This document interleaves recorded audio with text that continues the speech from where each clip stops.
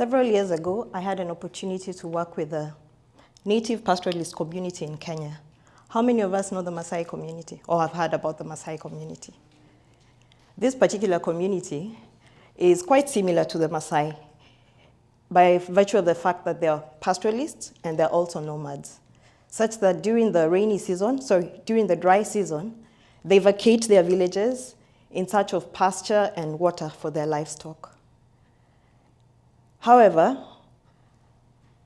the sick, expectant women, and disabled do not leave the villages because they are seen to be vulnerable and not able to travel for long, long distances in search of pasture. However, the community has a way of taking care of them. They normally leave them behind with contingent stocks with the hope that the rains will eventually come, or at least by the time the community comes back, then they'll still find them still alive. Now, in the event that an expectant woman goes into labor, there's usually a traditional birth attendant who's been left in the community to help her have a safe delivery. But should she have any complications with her delivery, then there's a serious challenge because she has to go to hospital.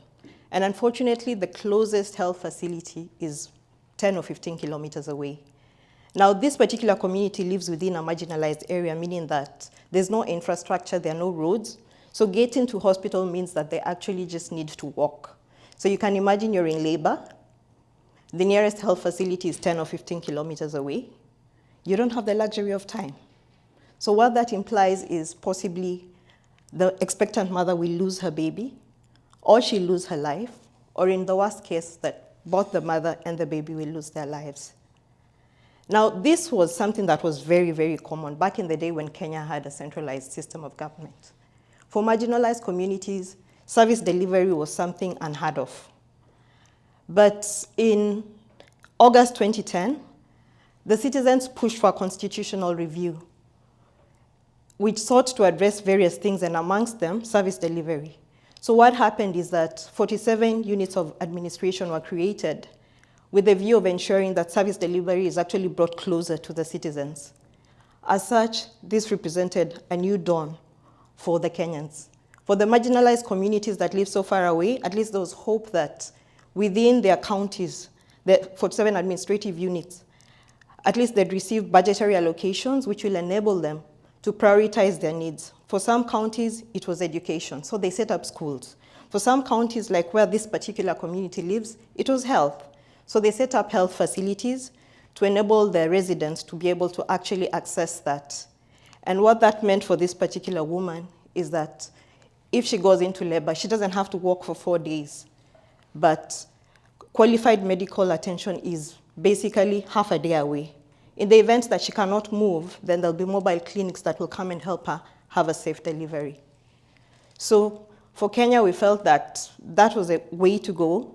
And for this woman, at least it was a ray of hope. Now, unfortunately, these were young, very young administrative units. And there were fears that possibly they didn't have the capacity to hold the resources that were allocated to them. And the biggest problem that we had been having as a country, which is corruption, would possibly be devolved now to that grassroots level. So how am I reforming the system? What am I doing to reform the system?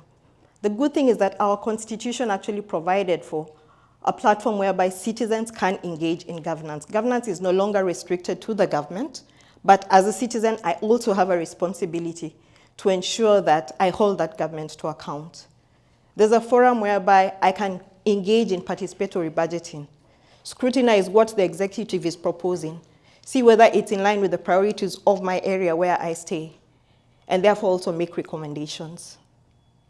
As a development agent, I have a responsibility to make sure that this particular lady goes and actually plugs into those platforms, because from where she is, she's not aware that such an opportunity exists for her to actually engage in governance. So I have a role to ensure that she plugs into such platforms. I have a role to make sure that I simplify those budgets for her so that she understands them in her basic language, and she's able to interrogate them, and she's also able to interrogate the executive when it comes to service delivery. I have a role in ensuring that that governance structure is strengthened. I have a role in ensuring the executive is transparent. that they communicate to the citizens exactly what it is they're doing with the resources that have been allocated to them. I also have a role in ensuring that the Legislative Assembly at that grassroots level is able to scrutinize and hold this executive to account to ensure that service delivery is actually brought closer to the grassroots and that the citizens are able to get quality services. And with that, a dawn for a new Kenya will be realized. Thank you.